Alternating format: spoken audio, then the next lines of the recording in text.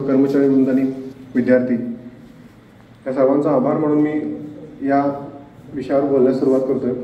पहिली गोष्ट की या विषयावरती आम्ही का बोलावं. आज आपल्या इथं बरेच एक्स सर्व्हिसमन आहेत, त्यामध्ये आपले पवार सर असतील, सर्व सिक्युरिटी गार्डमध्ये जवळपास सगळेच एक्स सर्व्हिसमन आहेत. आणि आज त्यांच्याप्रती एक सद्भावना दाखवणं की कृतज्ञता दाखवायचा दिवस आहे. ह्या दिवसाबद्दल मी काय बोलायचं हा प्रश्न ज्यावेळी मला पडला त्यावेळी खूप आठवलं की ज्यावेळी हे युद्ध सुरू होतं ते मी काय करत होतो, म्हणजे आपण काय करतो. तुम्ही पण 2 मिनिटं आठवला तर तुम्हाला लक्षात येईल की 1990ला ज्यावेळी युद्ध चालू होतं, आपण रेडिओ वगैरे टीव्हीवर बातम्या ऐकत होतो, तर आपण काय करतो, कुठल्या ना कुठल्या तरी मार्गाने आपण त्या युद्धामध्ये सहभागी होतो. तुम्हाला जाणवेल, माझा प्रसंग असा होता, मी पहिली का दुसरीला होतो त्यावेळेला, आणि त्यावेळेला आम्ही त्या सर्व जवानांना एक पत्र लिहून पाठवलं आमच्या स्कूलमधून, आणि ती मुवमेंट मी आठवली आणि मला लक्षात आलं की आपण त्या युद्धाशी किंवा त्या विजय दिवसाशी किती जोडले गेलो होतो. तुम्ही थोडंसं फ्लॅशबॅकमध्ये गेलात, तुम्हाला मी आठवलं की तुम्ही पण ह्या संस्थेत असाल किंवा नसाल, तुम्ही सुद्धा त्या युद्धाशी निगडीत काही ना काहीतरी मुवमेंट केली असेलच. पण आजचा हा दिवस जो आहे तो कारगिल पुरता मर्यादित नाहीये. विजय दिवस हा आपल्या भारताचा इतिहास आहे पूर्णपणे. हे जाहीरपणे खेळलं गेलेलं एक मोठं युद्ध होतं जे आजपर्यंत आता आपल्या तुम्हाला लक्षात आलं असेल की पहलगामला जो हल्ला झाला त्याच्यावर ऑपरेशन सिंदूर झालं. त्यानंतर ह्यापूर्वी पण बरेच सर्जिकल स्ट्राईक वगैरे झाले, पण त्याला जाहीररित्या युद्ध म्हणता येत नाही. युद्धामध्ये काय होतंय, कसं होतंय, किंवा कारगिल युद्धात कसं लढलं गेलं ह्यामध्ये मी बोलण्यापेक्षा निश्चित पवार सर जास्त तुम्हाला अधिक चांगल्या प्रकारे सांगू शकतील. पण आपल्या भारताचा हा एक इतिहास आहे की आपला इतिहास हा संघर्षाचा किंवा विजयाचाच आहे. जिथं आपण हारलोय तिथल्या त्या संघर्षाची सुद्धा, म्हणजे जसं की थोडक्यात पानिपतचं युद्ध आपण हारलोय, पण ते अख्ख्या जगाला प्रेरणादायी ठरलंय, लक्षात घ्या. तर यामुळे आपला कुठलीच युद्ध ह्याला आपण हारलो असं म्हणू शकत नाही. मानवी वंश ज्यावेळी तयार झाला त्यावेळेला जसं आपल्यामध्ये वेगवेगळ्या प्राण्यांमध्ये जाती आहेत तशा आपल्यामध्ये सुद्धा जाती आहेत. मी जाती हा आधारे म्हणत नाही, आपल्या वर्णव्यवस्थेवर ज्या जाती निर्माण झाल्या त्या जातीबद्दल बोलत नाहीये. तर आपल्या अनाटॉमीमध्ये जे बदल असतात, जसं की नॉर्डिक वंश जो सायबेरिया उत्तर रशियामध्ये राहतो, जसे निग्रो लोक, आता निग्रोनी आपल्यात फरक आहे थोडाफार दिसण्यामध्ये वगैरे, तर हा आपल्या फिजिकली असलेला फरक आहे. तर त्यानुसार काही कबिले तयार झाले, काही टोळ्या तयार झाल्या, त्यांच्या आपल्या भूभागाबद्दल एकमेकांवरती अतिक्रमण करणं चालू झालं, आक्रमण करणं चालू झालं. स्वतः सेफ राहून दुसऱ्यावर स्वतः सेफ राहणं ही पहिली भूमिका होती मानवी वंशाची. पण नंतर पुढे जाईल तसं आपल्याला पुरून सुद्धा अधिक मिळावं ही एक मानवी भावना आहे, ती तेव्हापासून वाढीला लागली. आणि त्यातून एक एकोपा, म्हणजे आपला एकोपा राहावा, दुसऱ्यावरती जर आपल्याला आक्रमण करायचं तर अशा भावनेतून काय व्हायला लागलं की प्रदेश, मग प्रदेशाची निष्ठा, असं करत देशाची एक संकल्पना निर्माण झाली. पण आपल्याला मगाशी सरांनी सांगितल्याप्रमाणे भारतानं कधीही कुठल्याही देशावर हल्ला केलेला नाही. तर त्या वेळेपासून हळूहळू आपल्या इथं ह्या गोष्टी सुरू झाल्या. युद्ध ही संकल्पना सुरू झाली, युद्ध ही देशासाठी सुरू झाली. आणि जर बघितला तर तुम्ही बघितला, पाकिस्तान आपल्या स्वातंत्र्यानंतरच पाकिस्तान निर्माण झालाय. पाकिस्तानचा इतिहास मोठा नाहीये, पण आपला भारत हा शब्द खूप आधीपासून प्राचीन इतिहासामध्ये पण भारताचा उल्लेख आहे. आणि या भारताचा जो इतिहास आहे तो का ऐकायचा आहे, किंवा जेव्हा वर्तमानमध्ये आपल्याला काहीतरी करायचं आहे भविष्यासाठी, तर तो इतिहास माहिती असणं गरजेचं आहे.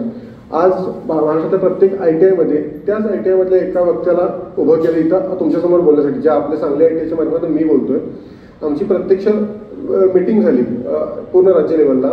मंत्रालयातून आम्हाला बरेच निर्देश आले की कसं मांडायचं आहे, कारण की हा दिवस फक्त एक कॅलेंडर ऍक्टिव्हिटी म्हणून करायचं नाहीये. जेव्हा आपले विद्यार्थी असतील किंवा आपण असतो की त्या दिवशी तिथं काय घडलं होतं, त्यावेळेला काय घडलं होतं हे आपल्या समोर येईल, त्यावेळी त्या दिवसाचं महत्त्व जाणवेल. आपण आता आपला वाढदिवस साजरा करतो, काय मोठं झाड लावलं होतं आपण त्या दिवशी, फक्त आपण जन्म होतो ना, पण आपण आयुष्यातली सगळ्यात बेस्ट मुवमेंट म्हणून तो आपण साजरा करतो.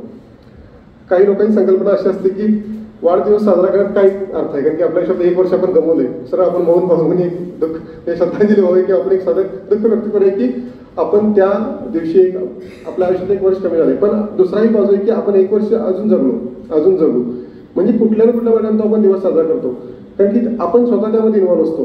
तर याच पद्धतीने ह्या विजय दिवसामध्ये आपण स्वतः सहभागी होण्याचं कारण होतं की आपण ही त्या देशाचे नागरिक होतो ज्यासाठी आपल्यातल्या कितीतरी लोकांनी आपल्या प्राणांची आहुती दिली होती.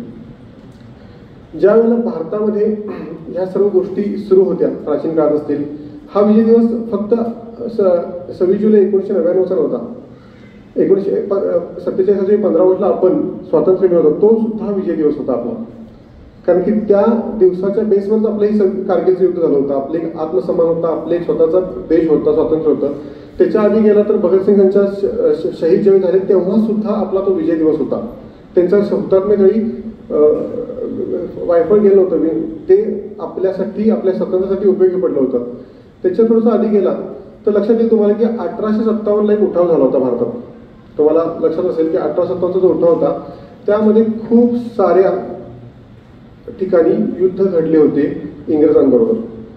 पण त्या इंग्रजांबरोबर जी युद्ध घडली होती त्यामध्ये प्रत्येक आपल्या टोळीतील लोक, आपल्या राजे, काही संस्थानिक सामील होते, त्यांच्या मार्फत ते युद्ध खेळतं. त्याची परिणिती कुठेतरी 1947ला मिळाली होती. आपल्यावरची परकीय आक्रमण झाले, जसं की इंग्रज असतील किंवा सुलतानी आक्रमण असतील, यामध्ये तुम्ही जर विचार केला तर एक जिझिया कर नावाचा कर होता. तुम्हाला आठवतंय का माहित नाही, पण शाळेमध्ये आपण शिकलोय की जिझिया कर होता की जो हिंदू लोकांना भरला जायचा. आता तुम्ही इन्कम टॅक्स भरताय तसाच तो कर होता, पण तो धार्मिक बेसवर डिपेंड होता. तर तुम्हाला तो कर जाताना तुम्ही कितीही श्रीमंत असा तुम्हाला चालत जावं लागायचं. ज्यावेळेला चित्तोडगडची लढाई झाली होती, अकबराने जिंकला होता किल्ला, त्यावेळी फर्मान निघाला होता की 30,000 शेतकऱ्यांची, तुम्ही जातपातनं फक्त 30,000 शेतकऱ्यांची कत्तल करून टाका, असं फर्मान निघालं होतं आसपासच्या घरातल्या. म्हणजे सांगायचा उद्देश हाच आहे की ज्यावेळी परकीय सत्ता आपल्यावरती आल्या त्या सगळ्यांनी आपल्यावरती अतोनात अन्याय केलाय. मग ते ब्रिटिश असू देत, काही असू देत, आपल्यावरती अतोनात त्यांनी अन्याय केलाय. भारतीय राजा एक आपल्या भारतामध्ये एक चालुक्य राजा होता, राजे राजेंद्र सिंग म्हणून. हा एकमेव राजा असा होता की ज्यानं भारताच्या बॉर्डर क्रॉस करून थायलंड, मलेशिया, इंडोनेशियापर्यंत आपलं आक्रमण केलं होतं. तिथला तो सगळा समूह आपल्या भारतात जोडला गेला होता. तर त्या बऱ्याच ह्या गोष्टी आपण विसरत चाललोय. म्हणजे आपल्याला फक्त काही काळाचा इतिहास माहित आहे, त्याच्या आधीचा इतिहास खूप कमी माहित आहे. तर त्या राजा म्हणजे त्यावेळीची आपली नेव्हल पॉवर, म्हणजे आपली नाविक शक्ती त्यावेळीची ते तेवढी होती की ती बोटीने जाऊन त्यांनी आपल्या युद्ध खेळले होते, जिंकले होते. त्याच्या आधी तुम्हाला माहितलं असेल तर सिकंदर हा जो भारतावरती आक्रमण करत होता, त्याच्या इतिहासामध्ये आपण परकीय लोकांना, म्हणजे आपण काय करतो की आपली पुस्तकं वाचत नाही, आपला इतिहास वाचत नाही, पण दुसऱ्यांचा इतिहास. त्यामध्ये असं लिहिलं की सिकंदर हा जग जिंकणारा निघाला होता. तो जग जिंकताना भारतापर्यंत आला, त्याला पुढेही जायचं होतं, पण भारतामध्ये तो त्याचं काही मानसिक खच्चीकरण झालं. तो राजा पुरू जो होता त्यानं पहिला त्याला सामना केला, आणि राजा पुरू सोबत लढल्यानंतर तो इतका इम्प्रेस झाला होता सिकंदर स्वतः की ज्यावेळी त्या सिकंदरचं सैन्य अफाट होतं, त्याच्या पुढे आपलं भारताचं कुठल्याही राजसैन्य टिकणं शक्य नव्हतं. पण त्यावेळेला भारतामध्ये लढल्या गेलेल्या जे डिप्लोमॅटिक वॉर म्हणतो आपण, जे चाणक्य असतील त्यांनी मगधचे रिसोर्सेस वापरून त्याच्या सैन्यामध्ये असंतोष निर्माण करणे, अशा गोष्टी करत त्याचं मानसिक खच्चीकरण करून त्याला परतावं लावलं. ह्या सगळ्या गोष्टी सुद्धा एक विजयाचं सिंबल होतं. फार लांब जात नाही, आपल्या समाजानं आपल्या प्रत्येकानं याच्या समोर बसलेले प्रत्येकजण प्रत्येक जातीच्या मुळातून आलेला आहे, स्त्री वर्ग आहे, सगळ्यांनी वेगवेगळ्या आपल्या आपल्याशी निगडीत बऱ्याच गोष्टी फेस केल्या आहेत. आधी स्त्रियांना शिक्षण मिळत नव्हतं, आज स्त्रिया शिक्षण घेतात, हा पण एक विजयच आहे. हा सुद्धा दिवस ह्या निमित्तानं आपण साजरा करतोय. काही ठिकाणी काही जातींना पाणी भरायला आपल्या इथं साधी मुभा नव्हती, आज आपण कुठंही काही करू शकतो. हे सुद्धा आपल्याला आता हा आपल्या सामाजिक स्तरावर मिळालेला विजय आहे. म्हणजे विजय दिवस हा फक्त आपल्याला बॉर्डरवरती लढून मिळालेला नाही आहे. आपल्याला तो देशामध्ये, ज्या देशाची बॉर्डर टिकवायची आहे, ज्या देशाची सरहद टिकवायची आहे, त्या देशामध्ये ती जनता कशी राहते, किती सुखानं राहते, किती नीतिनियमात राहते, किती सामाजिक समतेने राहते, ह्याच्यावर हा विजय दिवसाचं यश अपयश डिपेंड आहे. आज जर तुम्ही तुमच्या देशाच्या बॉर्डर, उदाहरण द्यायचं उत्तर कोरिया तुम्ही बघितलं असाल, प्रचंड तिथं मोठ्या प्रमाणात बंधनं आहेत. म्हणजे आता जर आपण राष्ट्रगीतला उभारतो, राष्ट्रगीतला उभारल्याने आपण थोडं हलतो, बोलतो, इकडे तिकडे बघतो, म्हणजे आपणच नाही, बरेच लोक आपल्यातले अगदी लोकसभेत सुद्धा तशा काही घटना होतात. तर तिथं असा नियम आहे की जर तुम्ही राष्ट्रगीतच्या वेळेला हल्ला तर जागेवर तुम्हाला गोळी घातली होती. तर अशा बंधनांमध्ये सुद्धा तुम्ही हे काही देश आहेत ज्याच्या बॉर्डर खूप सिक्युअर आहेत, पण आत खूप असंतोष आहे. पण भारतामध्ये ते नाही आहे. भारतामध्ये ज्या वेळेला जागतिक स्तरावरती तुम्हाला कारगिलच्या वेळेला ज्या वेळेला युद्ध झालं होतं, ज्यावेळी LOC पार झाली होती, ते भारतामध्ये फक्त युद्धामध्ये बॉर्डर जिंकणं हा टार्गेट नव्हतं. त्यावेळेला डिप्लोमॅटिक पद्धतीनं जगासमोर कुठल्याही परिस्थितीमध्ये असं येता कामा नाहीये की आपण त्यांच्यावर हल्ला करायला लागलो. त्यांनी चुका मार्गे मग सरांनी सांगितलं की जो नॅमगेल नावाचा एक हे होता, गुराखी होता, त्यानं ते पहिल्यांदा पाहिलं आणि आपल्या फोर्सेसना सांगितलं की असं असं अजूनही आत घुसखोरी चालू आहे. आणि आता ते 6 लोकांना पहिला डिटेक्ट केलं होतं त्यावेळी कारगिलमध्ये. तर भारतामध्ये फक्त हे पाळलं नाही की आपल्याला युद्ध जिंकायचं आहे. त्यावेळेला योगायोगानं आपल्या मराठी माणूसच एअर चीफ मार्शल होते टिपणीस नावाचे, आणि त्यांची पूर्ण तयारी झाली होती पाकिस्तानाची 12 मोठी शहरं उडवून द्यायची, एवढी त्यांची तयारी झाली होती. पण त्यावेळेचे जे आपले पंतप्रधान होते अटल बिहारी वाजपेयी यांनी पूर्णपणे विरोध केला, कारण की आपल्याला हे युद्ध निव्वळ जिंकायचं नाही तर ते नैतिकतेने जिंकायचं आहे. आणि आजपर्यंत तुम्ही बघा की भारतामध्ये जी युद्ध हरलेत ती फक्त आणि फक्त नैतिकतेमुळे हरलेले आहेत. जर तिथं फितुरी केली असती, तिथं जर नैतिकता सोडली असती, ज्यावेळी अल्लाउद्दीन खिलजी चित्तोडगडाकडे आक्रमण करायला गेला होता तर त्याला आत एंट्री दिली फक्त आणि फक्त की आपण आलेल्या पाहुण्याला परत पाठवत नाही. ह्या एका तत्वामुळं तो अल्लाउद्दीन खिलजीने आपल्या भारतावर राज्य केले, फक्त ह्या एका तत्वामुळं. जर ते तत्व सोडलं असतं तर 100% त्यांनी आपलं राज्य केलं नसतं. ह्या सर्व गोष्टी म्हणजे आपल्याला विजय जो असतो तो फक्त विजय आपल्या बॉर्डरवरती नाही आहे किंवा जगासमोर नाही आहे, तर ह्या इथिक्सनं सुद्धा आपण विजयी झालेलो आहे प्रत्येक युद्धामध्ये. शिवाजी महाराजांच्या काळामध्ये ज्या वेळेला मराठ्यांनी युद्ध सुरू केलं किंवा मराठ्यांनी ज्यावेळेला आक्रमण सुरू केली, आपले अस्तित्व निर्माण करायला सुरू केलं, त्या तोपर्यंत आपल्या जनतेची मानसिकता हीच झाली होती की सत्ता गाजवणारा माणूस हा परकीय असणार. आपल्या लोकांना सत्ता गाजवता येत नाही, आपण परकीय लोकांकडून सत्ता गाजवून घ्यायची ही मानसिकता नव्हती. तुम्हाला लक्षात असेल की शिवराज्याभिषेक दिन आपण साजरा केला, त्या शिवराज्याभिषेक दिनाचं महत्व फक्त शिवाजी महाराज राजे झाले म्हणून नव्हतं, तर भारतावर वर्षानुवर्ष परकीय आक्रमण झाली, परकीय सत्ता गाजवल्या गेल्या, पण भारतातलाही जर राजा होऊ शकतो याचं ते एक सिंबॉल होतं. त्यामुळं दरवर्षी शिवराज्याभिषेक दिनाला इतकं महत्व आपण दिलं होतं आणि तो आपण दरवर्षी साजरा करतो. तर या शिवराज्याभिषेक तुम्ही जर थोडासा अभ्यास केला, जिओग्राफीचा अभ्यास केला, तर शिवाजी महाराजांनंतर मराठी सत्ता स्थापन झाली, हिंदवी सत्ता स्थापन झाली. शिवाजी महाराजांनी कधी स्वतः सत्तेला मराठा सत्ता म्हटलं नाहीये, त्यांनी कायम हिंदवी स्वराज की हिंदवी सत्ताच म्हटलेला आहे.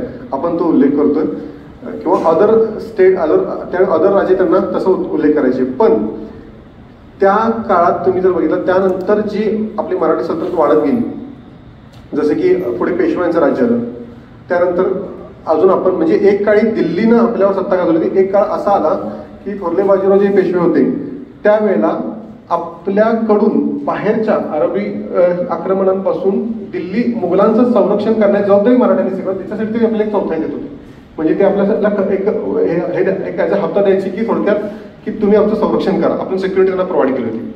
या मुघलांच्या अखत्यारीत नॉर्थ ईस्टची सगळी राज्य होती, जवळपास जम्मू काश्मीरपर्यंतचा सर्व भाग होता, जवळपास पाकिस्तान बॉर्डरपर्यंतचा भाग होता. आणि हा जर आपण अभ्यास केला तर लक्षात घ्या की त्यावेळेला जो मराठ्यांनी जो एरिया काबीज केला होता तोच आजचा खरा भारत आहे. आजच्या नकाशामध्ये म्हणजे जिथं जिथं मराठ्यांचे पाय लागलेत तो खरा भारत टिकला आजपर्यंत.